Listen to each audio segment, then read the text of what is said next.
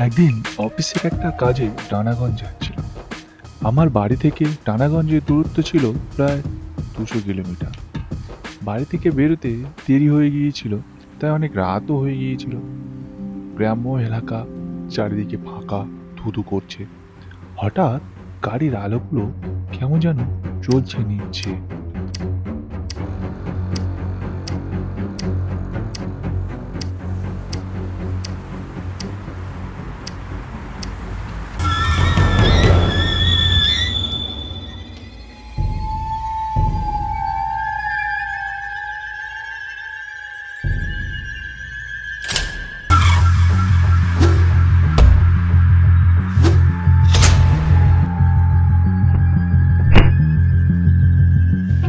কে ওখানে? কে?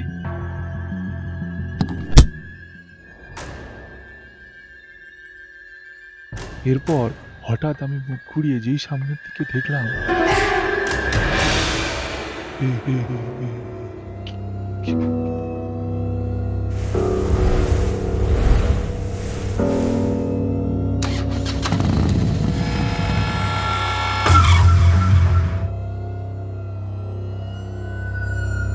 এই দৃশ্য দেখার পর আমি ভয়ে স্তব্ধ হয়ে গেলাম। আমার মুখ থেকে আর কোনো শব্দই বেরোলো না। কিছুক্ষণ পর আবার আমি আমার গন্তব্যস্থানে রওনা দিলাম। পরের দিন সকালবেলা আমি থানায় গেলাম। থানার বড়বাবু শশাঙ্ক ব্যানার্জিকে সব কথা খুলে বললাম। সবই তো শুনলাম, কিন্তু কি বলি বলুন তো, এরকম ঘটনা এই গ্রামে প্রায় ঘটছে। আমরা কিছু করতেও পারছি না, বলতেও খারাপ লাগছে। আর এই অলৌকিক শক্তির সাথে পেরে ওঠাও অসম্ভব হয়ে দাঁড়িয়েছে। হ্যাঁ, আমি তো সচক্ষে দেখলাম। এখনো বুঝতেও পারছি না দৃশ্যটা। আমার চোখের সামনে এখনো ভাসছে। কিন্তু অতগুলো টাকা অফিসের একটা প্রজেক্টের কাজে স্যার আমাকে দিয়েছিলেন। আমি চিন্তায় পড়ে গেলাম। হ্যাঁ, আমি বুঝতে পারছি আপনার বিষয়টা। আমরা যথাসাধ্য চেষ্টা করব আপনার কেসটাকে নিয়ে। তো আপনি কি এখন এখানেই থাকছেন? হ্যাঁ, আমি এখন কিছুদিন অফিসে কাজের সূত্রে এখানে থাকবো। ঠিক আছে, আমরা আপনার ডিটেলস নোট করে নিয়েছি। আপনার টাকার কোনো খবর পেলে আমরা আপনাকে জানিয়ে দেবো। ঠিক আছে, আসছি তাহলে। হ্যাঁ, আসুন। এরপর আমি একটা মোড়ের মাথায় চায়ের দোকান দেখতে পেয়ে সেখানে চা খেতে গেলাম। চা খেতে খেতে আমি আগের দিনে রাতের ঘটনা চা দোকানিকেও খুলে বললাম। হ্যাঁ বাবু, এরকম ঘটনা তো এই গ্রামে বহুবার ঘটেছে। এই ভুতুড়ে ডাকাতের ভয়ে গ্রামের মানুষেরা কেউ ঘরে সোনা দানা টাকা পয়সা রাখতে পারে না। সে কি? তাহলে কোথায় রাখে? এখান থেকে কিছুটা দূরে চাঁদনিপুর নামে একটি জায়গা আছে। ওখানে একটা বড় ব্যাংক আছে। ওখানে সব রেখে আসে। কিন্তু ওখানে ডাকাতি করার ভয় নেই? এটাই তো আশ্চর্যজনক ব্যাপার বাবু। জানেন তো, এই ডাকাত শুধুমাত্র চারাগঞ্জেই ডাকাতি করে, এছাড়া আর কোথাও যায় না। বলেন কি? একজন লোক ওই দোকানে বসে চা খাচ্ছিলেন, হঠাৎ বলে উঠলেন, আচ্ছা বাবা, তুমি নতুন এসেছো এখানে? হ্যাঁ। তুমি বলে বলছি বাবা, কিছু মনে করো না। তুমি আমার ছেলের বয়সী। না না, ঠিক আছে, তুমি করেই বলুন। তো আপনি এখানকার বাসিন্দা নিশ্চয়ই? হ্যাঁ, আমার নাম সোমু ঘোষ। আমি এই ওপারে গ্রামে থাকি। হাঁটতে বেরিয়েছিলাম, তো এখানে একটা চায়ের দোকান দেখে চা খেতে বসে গেলাম। আচ্ছা, তুমি যে ডাকাতের কথা বলছো বাবা, তার সম্বন্ধে আ- আমি তোমাদের একটা গল্প শোনাই। আপনি জানেন ওনার সম্বন্ধে? হ্যাঁ, জানি। আমার বাবার মুখে শোনা গল্প। আজ থেকে প্রায় 70-80 বছর আগের ঘটনা। টানাগঞ্জে সুধীরপুর নামে একটা গ্রাম ছিল, জাগা আর দিনু নামে দুই ডাকাত ওই গ্রামে বসবাস করত। তাদের দুজনে মধ্যে খুব ভালো বন্ধুত্ব ছিল, কিন্তু তারা অত্যন্ত ভয়ঙ্কর ছিল। তাদের জ্বালায় এলাকার মানুষ রাতে শান্তি মনে ঘুমোতেও পারতো না। একদিন হলো কি, তারা এক জমিদারের বাড়ির প্রচুর সোনার অলংকারের খবর পায়। তারা দুজন এবার ঠিক করে ওই জমিদারের বাড়ি ডাকাতি করবে। জানাও দিনু তার সঙ্গীদের নিয়ে রওনা হয় জমিদারের বাড়ির দিকে।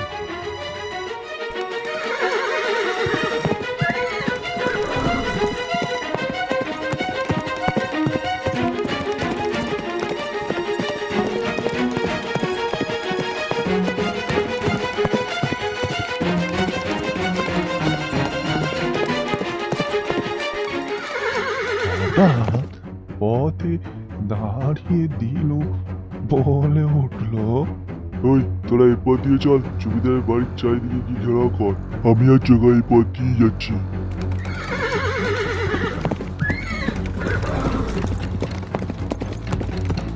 এই বলে জগা আর দিনু অন্য পথ দিয়ে আসতে লাগলো।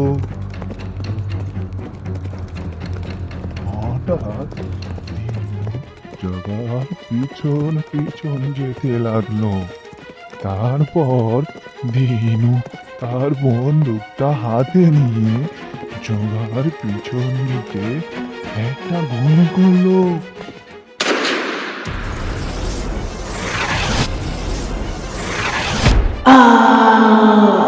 জগা চেঁচিয়ে সজোরে নিচে পড়ে গেল। তারপর দিনু চিৎকার করে বলতে লাগলো, এত সোনার অলঙ্কারের ভাগিদার আমি কাউকে হতে দেব না।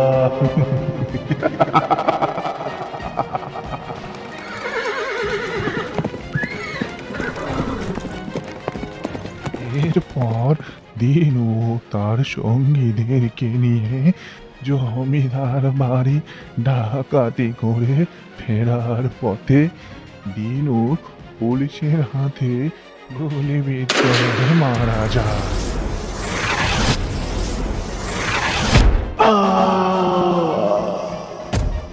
তারপর থেকে এরকম অলৌকিক ঘটনা ঘটতে থাকে, কিন্তু পুলিশরা জগাকে অনেক খুঁজেছিল, কিন্তু ওর লাশ কোথাও খুঁজে পাওয়া যায়নি। আমি শম্ভুবাবুর মুখ থেকে সব কথাগুলো শোনার পর কেমন হতভম্ব হয়ে গেলাম। তারপর আমি ওখান দিয়ে বাড়ি চলে আসলাম।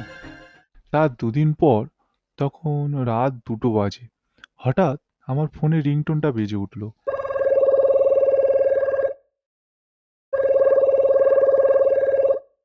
হ্যালো, শুভজিৎ বাবু বলছেন? হ্যাঁ, আমি থানার বড়বাবু শশাঙ্ক ব্যানার্জি বলছি। হ্যাঁ বলুন স্যার। হ্যাঁ বলছি, আপনার টাকার বাক্সটা পাওয়া গেছে। আপনি কালকের একবার সুধীরপুরে কালী মন্দিরের পাশে আসুন তো। ওকে স্যার, আমি কাল আসছি বলতেই ফোনটা কেটে গেল। তার পরের দিন সকালবেলা আমি ওখানে গেলাম। গিয়ে দেখি গভীর জঙ্গল, আশেপাশে কেউ নেই, একটা বহু পুরনো কালী মন্দির, তার পাশে একটা পুরনো পোড়ো বাড়ি। আমি একটু এগিয়ে গিয়ে দেখতে পেলাম আমার সেই অ্যাটাচি বক্সটা। আমার মন খুশিতে ভরে গেল। আমি তাড়াতাড়ি গিয়ে অ্যাটাচি বক্সটা হাতে নিয়ে খুলে দেখলাম সমস্ত টাকা রয়েছে। তারপর বক্সটা বন্ধ করে একটু এদিক ওদিক দেখলাম, দেখি ঘরটার ভিতরে ডাকাতি করা প্রচুর জিনিসপত্র রয়েছে। তারপর হঠাৎ দেখতে পেলাম একটা সাদা কালো ফটো। নিচে লেখা রয়েছে জগাদলু। দেখে বুঝলাম এই সেই ভুতুড়ে ডাকাত। তারপর আমি থানার বড়বাবুকে ফোন করি।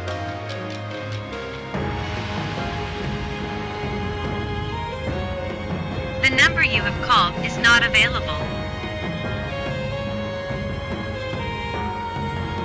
The number you have called is not available.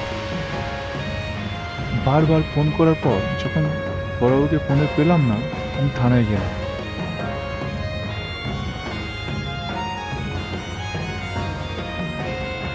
গিয়ে থানার মেজবাবুকে দেখতে পেলাম। ওনাকে আমি সব কথা খুলে বললাম।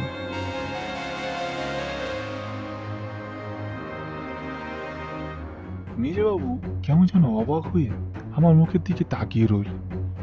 তারপর বললেন, কি বলছেন আপনি?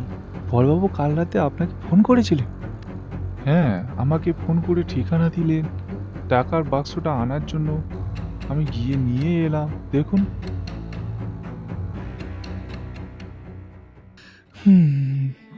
অদ্ভুত ঘটনা। পরশুদিন রাতে বড়বাবু আর রতিন দারোগা দুজনে নাইট ডিউটিতে যান, আর তারপর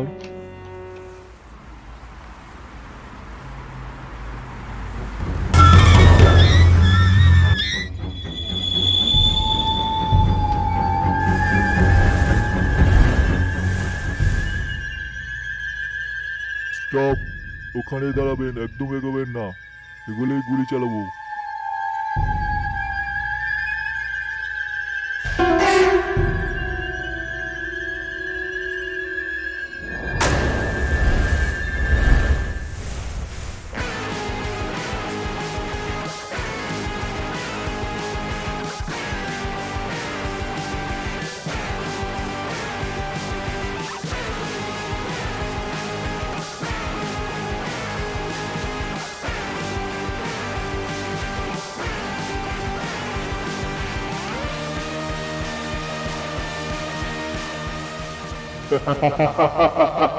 জোগা ডাকাতকে মারবি?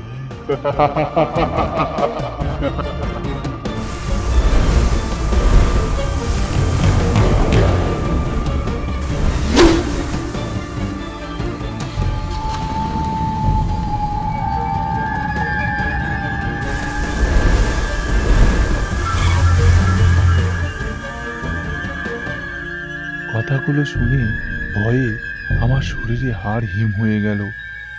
তারপর আমি থানা থেকে চলে এলাম।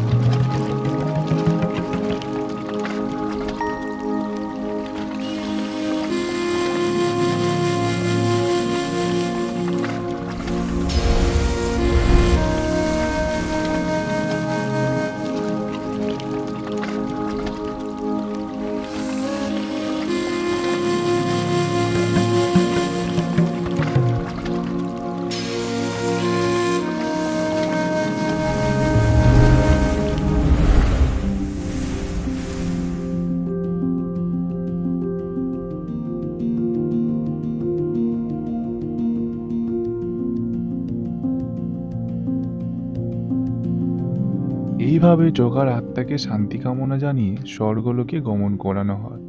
তারপর থেকে আর ওই গ্রামে ডাকাতের কোনো ভয় ছিল না। সমস্ত মানুষ হাসি খুশিতে বসবাস করতে থাকে।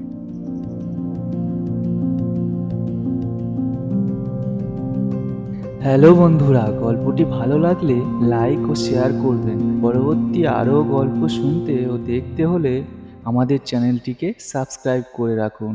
ধন্যবাদ।